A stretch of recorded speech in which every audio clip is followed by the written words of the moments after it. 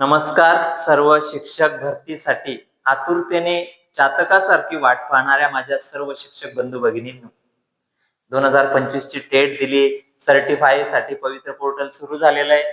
15 डिसेंबर ते 29 डिसेंबर पर्यंत आपल्याला सर्टिफाय करायचंय. पुढे मुदत वाढेल किंवा नाही तो प्रश्न वेगळा, पण खूप प्रश्न मनाला सतावतायत. माझं सिलेक्शन ओपन मधून होईल की कॅटेगरी मधून होईल, कसं होईल, केव्हा लागेल, मला रेफरन्स केव्हा जनरेट होतील, मी केव्हा ते लॉक करणार. पण सगळं थांबा. मनातले गोंधळ असतील त्यांना थोडी शांतता निर्माण करा. खूप लांब श्वास घ्या.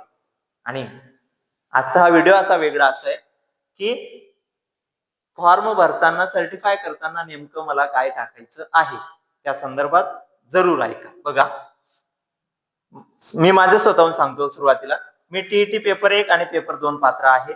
सीटीईटी पेपर 1 आणि 2 पण पात्र आहे. तुमच्याही मनात प्रश्न पडलाय की सर आम्ही पण पास आहोत, नेमकं आता पवित्र पोर्टल मध्ये माहिती नोंदवताना कसं भरणार. बघा, तुम्हाला जर टीईटी पेपर 1 मध्ये 90 गुण असतील अथवा 90च्या वरती असेल, त्यानंतर सीटीईटी मध्ये जर तुम्हाला 90 पेक्षा कमी मार्क्स असतील तर तुम्ही टीईटीच्या गुणांना भरण्यास प्राधान्य द्यावे असं माझं वैयक्तिक मत. कारण तुम्हाला त्या ठिकाणी ओपन प्लस तुमची कॅटेगरी असे दोन्ही प्रकारचे प्रेफरन्स जनरेट होतील. आणि दोघं भरल्यावर पण होतील का? ते पण होतील. पण एक आजचा महत्वाचा काळ असा आहे की आपल्याला आता माहितीचा साठा भरून द्यायचा नाही.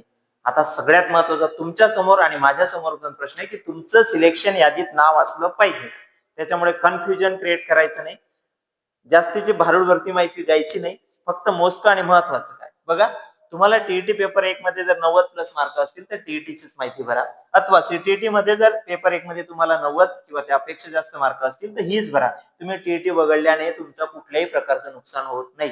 कारण ही महाराष्ट्र सरकारसाठी पात्रता परीक्षा आहे आणि ही केंद्र सरकार अथवा भारत सरकारमध्ये सगळ्या ज्या शाळा असतील त्या सर्व शाळांसाठीची पात्रता आहे. हे अगोदर आपल्याला समजलं पाहिजे. त्याच्यानंतर जाऊ पेपर 2 मध्ये. पेपर 2 मध्ये टीईटी मध्ये जर तुम्हाला 90 पेक्षा कमी असतील तर आणि सीटीईटी मध्ये 2 मध्ये 90 पेक्षा जास्त असतील तर सीटीईटीची माहिती भरा. टीईटी वगळली तरी काहीच हरकत नाही. पण सीटीईटी 2 मध्ये जर 90 प्लस असतील तर तुम्ही टीईटी भरायची. सीटीईटी नाही भरली तरी चालेल.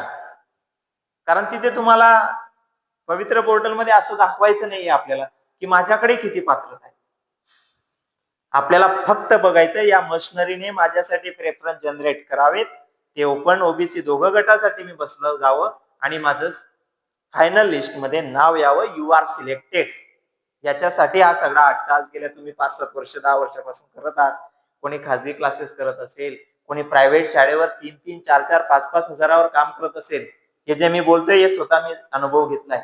10 वर्ष क्लासेस, 1.5 वर्ष 5 हजारावर प्रायव्हेट संस्थेवर काम, अभ्यास आणि मग कुठे हा दिवस मी पण बघितला होता 29 मे 2024 ला. बघा, हा सुवर्णक्षण येण्यासाठी खूप खासा कष्ट खाव्या लागले. पण या पवित्र कार्यामध्ये तुम्हाला सुद्धा येण्यासाठी माझ्या तर सदा सर्व काळ शुभेच्छा आहेच. पण काही गोष्टी करत असताना थोडासा अभ्यास पूर्ण तुम्हाला नाही कन्फ्युजन वाटत असेल तर एखाद्या सिलेक्ट झालेल्या कॅन्डिडेटला विचार. युट्यूब वरती बरेच लोक अनेक प्रकारची माहिती देत आहेत, त्यांना विचार. कुठलाही संकोच करू नका, भीती बाळगू नका. कारण एकदा झालेली चूक तुम्हाला आयुष्यभर मागात पडू शकते. म्हणून अतिशय शांततेत ही माहिती एका कागदावर लिहा की आपल्याला काय काय द्यायचं. आणि त्याच्यानंतर बाकीचे जे डॉक्युमेंट्स आहेत त्या डॉक्युमेंटच्या डेट वगैरे सगळं बघून घ्या. नावामध्ये काही मिस्टेक असेल ते पण आता चेक करून घ्या. अजून 2-3 दिवस घ्या. 25 तारखेपर्यंत तुम्ही सर्टिफाय केलं तरी नो प्रॉब्लेम. पण मात्र जास्त लेट करू नका. वेबसाईट जाम होईल काय तो प्रश्न वेगळा. कारण यंत्रामध्ये काही दोष झाले त्याला मनुष्याची चुकी तुम्ही म्हणू शकत नाही. आणि एकाच वेळेस लोड वाढल्यास त्याचा परिणाम होऊ शकतो. म्हणून काही गोष्टी विचारपूर्वक करा, अभ्यास करा, मन लावून या सगळ्या विषयांवर चर्चा करा, स्वतःच्या मनाला समजूत घाला आणि नक्कीच शांततेने विचार करून केलेलं कार्य बिनचूक होऊ शकतं आणि यशस्वीतेसाठी ते आवश्यक पण आहे. चला, माझ्या तुम्हाला पुनश्च खूप खूप शुभेच्छा. जशी जशी तुम्हाला काही गरज वाटत असेल आणि ते कमेंटच्या माध्यमातून कळवत चला. आणि खास करून शिक्षक भरती संदर्भात सिलेक्शन होईपर्यंत तुमच्या सोबत मला राहायचंय. कारण ज्या वेळेला आपण त्या सिच्युएशन मध्ये असतो आणि मानसिक दडपण आणि मनाची अस्वस्थता असते ना, ती खूप वाईट असते. तेव्हा कोणीतरी चांगला मित्र आपल्या पाठीशी असला किंवा मार्गदर्शक असला तर मला वाटतं ते ओझं हलकं होतं.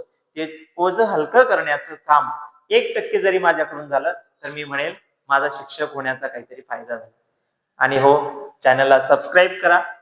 तुमच्या मित्रांपर्यंत पण हा व्हिडिओ पाठवा आणि तुम्हाला कोणत्या संदर्भात अजून व्हिडिओ आवश्यक आहे त्या संदर्भातही मला तुम्ही सजेशन देऊ शकता किंवा सूचना देऊ शकता. नक्की. धन्यवाद.